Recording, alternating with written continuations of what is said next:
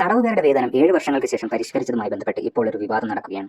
പഠിച്ച് ജോലി നേടുന്നതിനേക്കാൾ ഭേദം ആരെങ്കിലും കൊന്നിട്ട് ജയിലിൽ പോകുന്നതാണെന്ന ഊള കോമഡിയുമായി കുറെ പേർ ഇറങ്ങിയിട്ടുണ്ട്. ഒരു വാർത്ത കേട്ടാൽ അതിന്റെ സത്യാവസ്ഥ എന്താണെന്നെങ്കിലും മിനിമം നോക്കാൻ ഇന്നത്തെ കാലത്ത് നിങ്ങൾ തയ്യാറാവണം. കാരണം അത്രയ്ക്കും വ്യാജ വാർത്തകളും വിശകലനങ്ങളും സോഷ്യൽ മീഡിയയിൽ സജീവമാണ്. 3 വർഷം കൂടുമ്പോൾ വേതനം പരിഷ്കരിക്കണമെന്ന സുപ്രീം കോടതി നിർദ്ദേശമുണ്ടായിട്ടും 7 വർഷങ്ങൾക്ക് ശേഷമാണ് കേരള സർക്കാർ വേതനം പരിഷ്കരിച്ചത്. കേന്ദ്ര സർക്കാരും മനുഷ്യാവകാശ കമ്മീഷനും കോടതിയിൽ നൽകിയ റിപ്പോർട്ടിലും ഈ ശുപാർശ ഉണ്ടായിരുന്നു. നമ്മുടെ അയൽ സംസ്ഥാനമായ കർണാടകയിൽ ഇതിനേക്കാൾ വലിയ വേതനമാണ് നൽകുന്നത്.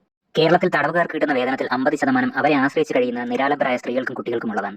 ബാക്കി 30% ഇരയാക്കപ്പെട്ട ആളുകൾക്കുള്ളതാണ്. അതിലും ബാക്കി 20% മാത്രമാണ് തടവുകാർക്ക് പേഴ്സണൽ യൂസിന് കിട്ടുന്നത്. അതിൽ തന്നെ അവർക്ക് ക്യാൻറ്റീൻ ചിലവുകൾ പോലെയുള്ള മറ്റ് ചിലവുകളും വരും. അല്ലാതെ വ്യാജ സോഷ്യൽ മീഡിയ ബുദ്ധിജീവികൾ പറയുന്നത് പോലെ 18,000 മാസ വരുമാനം തരുന്ന ജോലിയല്ല ഇത്. കഠിന തടവിന് ശിക്ഷിക്കപ്പെട്ടവർക്കാണ് നിർബന്ധമായും ജോലികൾ ചെയ്യണമെന്ന് കോടതി വിധിയുള്ളത്.